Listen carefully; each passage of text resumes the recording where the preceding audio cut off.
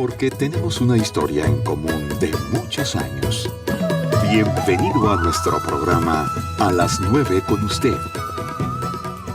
¿Qué tal, amigos? Buenos días. Gracias por su compañía en esta mañana de martes. Estamos con usted y sé que México está muy contento, muy alegre. Ayer era una locura. México 3, Croacia 1. Y vaya que en el primer tiempo fue tremendamente difícil, ¿eh? Salió Croacia, pues fue un partido muy accidentado en la primera parte, enfrentamientos y bueno, yo dije, ¿qué es lo que está pasando aquí? Y sí, bueno, pudimos ver afortunadamente cómo México se creció en el segundo tiempo y finalmente qué bueno que también Croacia anotó su gol de la dignidad y bueno, pero hay algo más allá del balón, la otra cara del balón. Por lo pronto, sí se llena uno de alegría y de felicidad, ¿verdad? Cuando ve las posibilidades de México que ha pasado y que, bueno, quién sabe qué es lo que venga. Por lo pronto, nosotros vamos a continuar con 12 novelas latinoamericanas que usted debe conocer. De pronto nos atoramos por ahí un poco porque Dante Medina andaba de viajero por ahí, ya nos contará, y además con muy buenas noticias. Yo quisiera iniciar con las buenas noticias que tienen que ver con la literatura, si le parece. Ya lo demás se comenta ampliamente en todos los espacios, así que yo propongo que comentemos este libro que traigo aquí, Entre el Ahuehuetl y el Drago. Es un libro, usted puede decir qué importancia tiene. Ahora le voy a decir, este es un libro que conjunta relatos mexicanos y españoles de Canarias. Entonces, hoy está con nosotros Dante Medina. José Bru dijo que estaría con nosotros, hoy no ha llegado. No sé qué pasa con Roa Bastos, no sé qué pasa con Yo el Supremo, pero el hecho es de que también este tema nos ha detenido un poco. Dante, ¿cómo estás? Buenos días. Muy bien, Yolanda, buenos días. Pues precisamente ese libro es lo que traje de ese viaje a España. Es un libro, como tú sabes, que empezamos a hacer hace un par de años y es una contribución entre un escritor de las Islas Canarias y yo mismo, con un editor también de Canarias.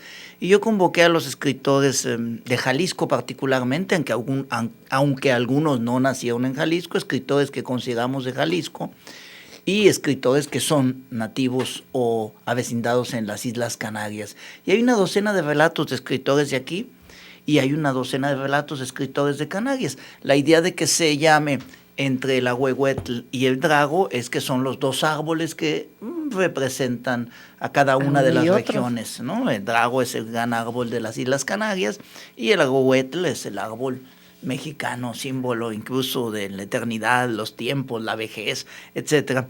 Es un libro, como se puede ver, muy bonito. Lástima pues que estos libros no lleguen a México, no dispongamos sino el ejemplar de cada uno de los autores que yo traje en mi maleta, pero es de una delicia de lectura maravillosa porque nos damos cuenta del buen estado en que se encuentra la literatura jalisciense, de los buenos escritores que tenemos, y algo que a mí me sorprende como antologador de la parte jalisciense es la variedad temática y estilística, porque hay aquí en este libro hay más o menos 3 etapas generacionales, ¿no? Los que estamos sobre los 60, entre los que me puedo acordar de Pancho Madrigal, de José Bru, están los que tienen entre 40 y 60, y luego están los de 25 a 40. Sí, son 3 épocas de la escritura y los 3 de una calidad sorprendente, y va desde el relato costumbrista hasta el fantástico e incluso hasta el de ciencia ficción. Una vez leído de corrido mexicanos y canarios, es muy sorprendente porque uno dice, qué buen libro. Yo iría hasta decir una majadería que ahora repito sin decir el nombre, que recién había leído relatos de un premio Nobel y dije, ¿pero qué es esto? En este libro alguno es mejor. ¿No? Hay relatos de mayor nivel. ¿Qué quiero decir con mayor nivel? Bueno, quiero decir que se trata de relatos que tienen novedad, capacidad estilística, mucho nivel de escritura y además que son relatos que uno dice, mira, qué extraño, aquí hay una nueva historia o una historia contada de novedosamente. Sí, a mí también me ha sorprendido enormemente este libro. Y bueno, estamos hablando de un encuentro internacional, no todo es balón, un encuentro internacional, sí, de escritores mexicanos y españoles, específicamente de una región, Jalisco y Canarias. Y esto me parece importante, tener un libro así en las manos y darnos cuenta de lo que tenemos. Bueno, es para sentirse también muy orgullosos, yo diría. Finalmente, ahí está ese encuentro internacional de la palabra. ¿Cómo no sentirnos orgullosos de ello? Enhorabuena, Dante. Así que te trajiste en tu libro un montón de libros de estos, los que cupieron. No, pues exactamente los necesarios, uno para cada autor, porque originalmente el acuerdo siempre es cada autor que uno le publica un poema, un cuento, hay que regalarle mínimo 2 ejemplares. Sí. Pero la verdad es que no cabían más en la maleta, uno por autor, y me fui tirando calcetines en el camino para hacer espacio en la maleta. Y bueno, sobre todo el peso, que es lo que está una lata en los aviones. Y además, pues también ¿te cobraron exceso? No, soy muy cuidadoso con eso, ¿no? Que además, bueno, traía libros de otros amigos, traía libros míos, porque fue un largo viaje de varias semanas en el que presenté mi novela Ya Nadie es Perfecto. Y cuéntanos, ¿cómo te fue? En un montón de ciudades. Mira, la presenté en Madrid, Sevilla, Punta Umbría, Valencia, Castellón y Barcelona, 6 ciudades. En la mayoría de los casos fue... No en la mayoría, no, en la mitad de los casos fue en librerías. Uh-huh. Lo presenté en librerías en Barcelona, en Valencia y en Madrid. Ajá. Y en los demás casos, por ejemplo, en Punta Umbría lo presenté en el Gran Teatro del Mar. En Castellón lo presenté en una galería de arte muy interesante, que además es llevada por un jalisciense, por Jerónimo Uribe, que es un pintor importantísimo, que ahora vive allá hace muchos años. Fue muy agradable, muy lleno, y en Sevilla fue extraordinario porque lo presentamos nada menos que en la Carbonería, que es el punto clave de Sevilla. Maravilla. Entonces fue muy agradable porque... Y a sufrir. Sufriendo perpetuamente. Ni hablar, ¿qué le vamos a hacer? Pero además eso hace el encuentro con amigos escritores, que tengo muchísimos en España, que te regalan su último libro, como tú regalas tu último libro. Así que la maleta se fue llenando de libritos. Y tú tirando calcetines. Esto me encanta, tirando calcetines, porque no es la primera vez que lo haces. Ya nos ha contado Dante que de pronto, pues al viajar tiene que hacer espacio. No, y además siempre me llevo las camisas que estoy dispuesto a tirar, las uso, se ensucian y las tiro. Y los pantalones igual, ¿no? Es muy divertido. Todo con tal de traer libros. Sí. Bueno, ¿cuántos jaliscienses están participando? 13. ¿Y 13 que canarios? Casi podríamos decir los nombres de todos, sin ningún problema. Mira, ya dije José Bru, Pancho Madrigal, yo mismo, y bueno, está Yolanda Zamora, claro, está también José Ruiz Mercado, está Rafael Medina, está Carlos Bustos, está Marta Cerda, el Salevi. El Salevi está, se me olvida alguien. Se me olvida alguien. Bueno, ese grupo de jaliscienses, perdonen el que haya olvidado. Bueno. Todos estupendos cuentistas, verdaderamente. La verdad es que es un buen libro, buen libro, muy bien editado, me gustó mucho el libro, el diseño de la portada, el título incluso. ¿El drago es un árbol en Canarias? Es un árbol de Canarias, es el árbol emblemático de las Islas Canarias. Qué maravilla. Bueno, pues aquí vamos ahora a seguir con literatura. Hemos dicho también que... invitado a leer literatura brasileña. Aquí hemos hablado de Clarice Lispector, por supuesto, esta escritora brasileña, ucraniana, pero de origen ucraniano, pero brasileña, con una serie de novelas maravillosas, ya la comentamos aquí. He comentado aquí también a Jorge Amado, ahora sí que le entramos con Gabriela Clavo Canela, con La desaparición de la santa, que hablamos de esta novela, y también en poesía, pues Carlos Drummond de Andrade, qué maravilla. Muchas gracias, Claudia, que me trajo una vez que fue a Brasil como 5 libros de Carlos Drummond de Andrade. Estupendo. Y en portugués, qué maravilla, ¿no? Sí. Bueno, la invitación es a leer también a los literatos de Brasil. Pero bueno, hoy vamos a continuar con no sé cómo calificar a Roa Bastos, que de pronto van 3 veces que... No, me refiero a la ocasión que se nos frustra. Escurridizo Roa Bastos. Escurridizo Roa Bastos. Pero que hoy, afortunadamente, está Dante con nosotros. En el programa anterior yo hice una introducción de lo que es la novela de dictadura, desde Tirano Banderas y demás, pero aquí tenemos a Dante que nos hablará ahora sí, puntualmente, de Yo el Supremo. Dante. Novela de dictaduras de las que aquí ya tratamos una de ellas con... señor presidente Miguel Ángel Asturias. Sí. Es buen punto para empezar a hablar de Yo el Supremo, de Augusto Roa Bastos, una novela publicada en 1974, que es esta. Esta es una primera edición, supongo que habrá otras con otra portada, Porque ahora que dijiste escurridizo, que yo dije escurridizo, Roa Bastos, es un escritor extremadamente sobrio en su vida personal. Sí. Yo quiero hablar un poco de su vida Sí, sí, personal, sí. porque Sí, tuve la cuéntanos. suerte de conocerlo, incluso de entrevistarlo y que me recibiera en su casa de Toulouse, de un país del que no sabemos nada en general, es decir, el Paraguay. Sí. Lo único que sabemos es que de la dictadura de Gaspar Rodríguez de Francia pasa a la dictadura de la dinastía Stroessner y después a la democracia. Sí. Eso es lo que sabemos del Paraguay en general. Pues Augusto Roa Bastos se propone escribir su propia novela de dictador, y así como Miguel Ángel Asturias se inspira sobre todo en Guatemala para hacer su novela, de la misma manera que Alejo Carpentier se inspira en varios dictadores, en Rosas para Guatemala, Batista para Cuba, etcétera, o que Mario Vargas Llosa se inspira para la fiesta del chivo en el dictador de las Antillas, en Leónidas Trujillo. Así Roa Bastos toma a Gaspar Rodríguez de Francia, que era su nombre que le gustaba, conocido como el Doctor Francia, para hacer su novela de dictadores.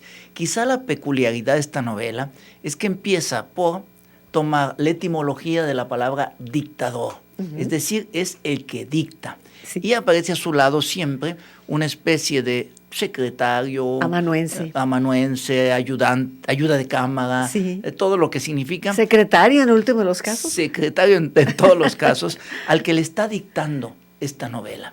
Y es una novela hecha de reflexiones sobre la escritura, la historia, el Paraguay, el nacionalismo, la vida de la cultura y las costumbres, y lo que significa el poder. Aquellos que aman el poder en nuestros países y que llegan a altos puestos de control de las sociedades deberían leer este libro. Es una Biblia del conocimiento de cómo se ejerce el poder y desde dónde estarlo ejecutando solo con la palabra.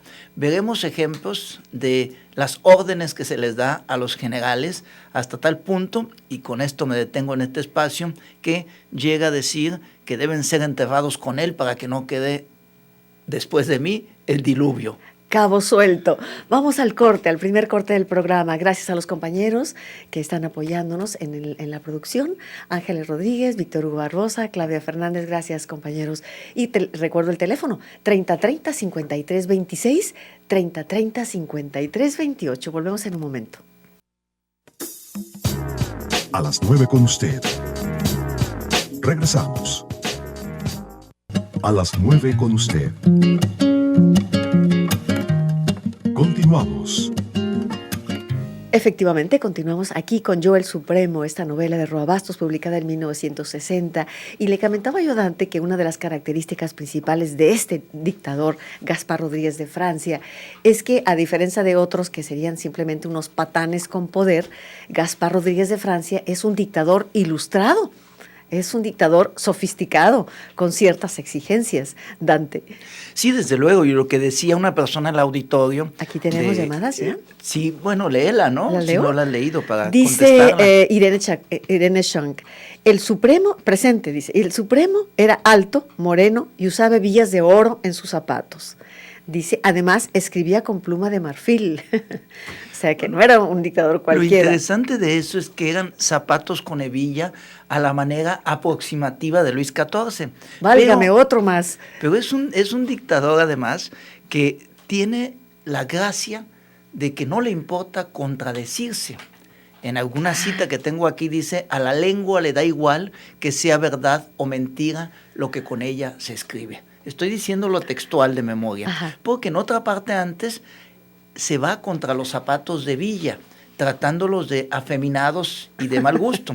Pero luego nos damos cuenta que él los usa, porque claro, son el símbolo del poder, y nada mayor símbolo del poder que parecerse a Rey Sol, a Luis XIV, evidentemente, o a Soleil, porque claro, estamos hablando de alguien afrancesado, de esos dictadores del siglo XIX, que Alejo Carpentier, en El Señor Presidente, que es en el recurso del método, me fui con Miguel Ángel Asturias, en el recurso del método, que es un libro dictador de Alejo Carpentier, llega a hablar de los dictadores del 19 y los generaliza diciendo, les gustan las prostitutas francesas y con conversación.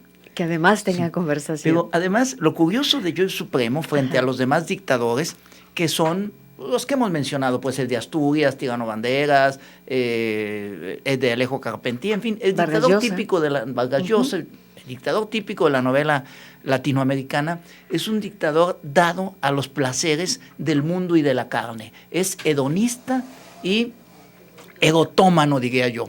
Es decir, De plano, así. De plano. Bueno, el chivo, pues efectivamente, chivo de la fiesta del chivo de García Márquez, Sí. es extraordinariamente sexual. Hay una escena incluso con una niñita, con una muy jovencita. Los demás igual son dados a los placeres de la carne. Y este dictador es un dictador que podríamos ponerlo como una especie de santo laico, de una conducta intachable, salvo para mandar matar y encarcelar a sus enemigos. Pero además un dictador muy curioso porque lleva una estricta vida cotidiana en el comer, en el vestir, en todas sus costumbres. Sí, y sí. su mayor preocupación es la cultura, la inteligencia y la Sí, lengua. sí, sí. Esa es su diferencia. Es decir, es de una probidad y de una exigencia Sí. consigo mismo, incluso con su propia salud, con el cuidado de Sí, su salud. casi fanática. Pero fanático completamente. Sí, Es un sí. obsesivo compulsivo. Moralista casi. No, es que es moralista, Sí. salvo como todos los dictadores que En lo que la tiene que moral ver. se hace para los demás, no para mí. Para mí todo está permitido porque en algún momento dado se compara con Dios, como Sí. todos los dictadores, es decir, es un dictador mesiánico. Y poco a poco iré poniendo las citas de lo que digo, todo está sustentado en la novela, porque efectivamente dice, pues aquí nomás existe Dios y yo. Y todavía pone en duda quién va primero. Sí, A ese nivel es verdad. está de poder absoluto. Irma Manzanares, felicito a Dante por el libro que hoy nos comparte en este encuentro internacional en la palabra. Dice, aun cuando no lo podamos compartir. Dante, yo me pregunto si se podría hacer un pedido y presentarlo aquí en Guadalajara. Sí, la idea es hacer un pedido entre todos los escritores y hacer sí. una presentación en Guadalajara. Yo ofrezco que Bien. trabajar en eso. Bueno, nosotros te apoyamos. Gracias. También Ninfa Chavarín nos dice, ¿cómo se llama el libro de los dictadores del mundo y dónde lo compro? No hay un libro de dictadores del mundo, son varios y estamos hablando de dictadores en la novela latinoamericana principalmente. Quizá ustedes recuerden que yo hice una introducción en el programa anterior de todos estos dictadores, de las novelas de dictador, pero no hay un solo libro. No, pero podemos recordar 3 o 4 títulos. Sí. Ya dijimos El señor presidente de Miguel Ángel Asturias. Podemos decir El otoño del patriarca de García Márquez. El recurso del método La de fiesta Alejo del chivo. Carpentier y La fiesta del chivo de Mario Vargas Llosa, como para decir algunos. Y desde luego podríamos perfectamente decir que hay aleatorios, casi libros de dictadores, pensando también en la obra de Carlos Fuentes. De Carlos Fuentes. Otra posibilidad. Tal vez también El reino de este mundo de Carpentier, porque habla de alguien que libera a su pueblo en Haití y luego se instala con todo el poder del mundo, afrancesado, con una fortaleza, Sanssouci, como si fuera Versalles. Pues como un emperador, pero además es negro. Sí, además es negro. Es el negro más opresivo de los negros que ha tenido América Latina. Y es la primera gran monarquía de América Latina. Y claro, aunque no se considera libro de novela de dictador, me parece que coquetea con el género. Desde luego. Mónica Lozano, felicito a Dante, nos hacía falta, nos dice Mónica, gracias. Berta Yáñez también, muchas gracias, extrañamos a Dante. También Pina Yera nos manda la recensión de otra de las novelas del Museo de Cera, gracias, qué bueno, manden sus recensiones, por supuesto. José Blasco o Velasco, bueno, nos dice que si todavía tenemos la idea de hacer una novela de todos estos capítulos, hacer un libro, yo creo que podríamos reconsiderarlo, ¿no, Dante? Sí, desde luego. Ya que terminemos. Ya que se termine. Bueno, esta novela de Yo el Supremo empieza con un pasquín que además está en el original en manuscrito, con una letra hermosísima, justamente letra del siglo XIX, que se fue encontrada clavada con 4 chinches en el pórtico principal de la catedral. Y dice lo siguiente, es muy corto el pasquín. Dice, yo el supremo dictador de la República, él no lo niega, no se disfraza bajo presidente, yo el supremo dictador de la República, ordeno que al acaecer mi muerte, mi cadáver sea decapitado, la cabeza puesta en una pica, por 3 días en la Plaza de la República, donde se convocará al pueblo al son de las campanas echadas a vuelo. Ujú. Todos mis servidores civiles y militares sufrirán penas de horca. Sus cadáveres serán enterrados en potreros de extramuros, sin cruz ni marca que memore sus nombres. Al término del dicho plazo, mando que mis restos sean quemados y las cenizas arrojadas al río. Esto lo repite en la página 436 nuevamente, porque suponemos, aunque con el Supremo nunca se sabe, suponemos que él mismo escribió este documento para amedrentar a sus propios generales y sin embargo dice, yo sé quién lo escribió, fulano y sutano, los conozco, encarcélenlos. Y el Patiño le dice, pero si ya están encarcelados. Sí, pero entonces ellos lo escribieron y dicen, no pueden escribirlo, están incomunicados.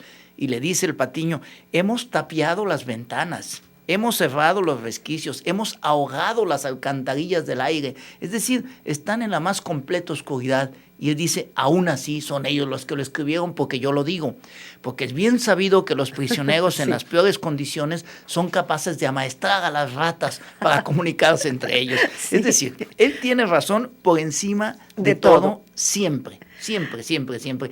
Y me encanta porque hay personas que de muy buena fe quieren identificar al autor con sus personajes. Roa Bastos es todo lo contrario. Es un hombre de una ternura, de una humildad, de una simplicidad erudita, de una sencillez que más nos recuerda a un bondadoso abuelito, cuando yo lo conocí ya en finales de los años 80, que a un escritor de esta cultura que pudiera ser un escritor extremadamente arrogante y terrible como su propio dictador. He seleccionado frasecitas, A ver. no grandes, solamente para que vean el tono del libro. Dice, por ejemplo, únicamente los pueblos que gustan de la opresión pueden ser oprimidos. Yo quiero recordar que de muy Sí, mala leche, sí. durante el franquismo y después, los franceses molestaban mucho a los españoles diciendo, nosotros matamos a nuestro dictador a finales del siglo XVIII y ustedes toleran uno en el siglo XX. Así que Sí. sigan el ejemplo. Luego, otra frase lapidaria de las que le gustan, dice, hablando de sí mismo, abro los ojos, ejercito el simulacro de mi resurrección alzándome. Fíjense nada más. Fíjate. Dice, ante mí, el sin sueño, el sin vejez, el sin muerte, vigilando, vigilando. Vamos a ir al segundo corte aquí en nuestro programa a las 9 con usted. Aproveche para marcar los teléfonos. Tiene tiempo de hacerlo. 3030-5326, 3030-5328 y 01800-0878-817. También puede comentar en la página del Face. Bienvenidos sus comentarios. Vamos al corte y volvemos. A las 9 con usted. Regresamos.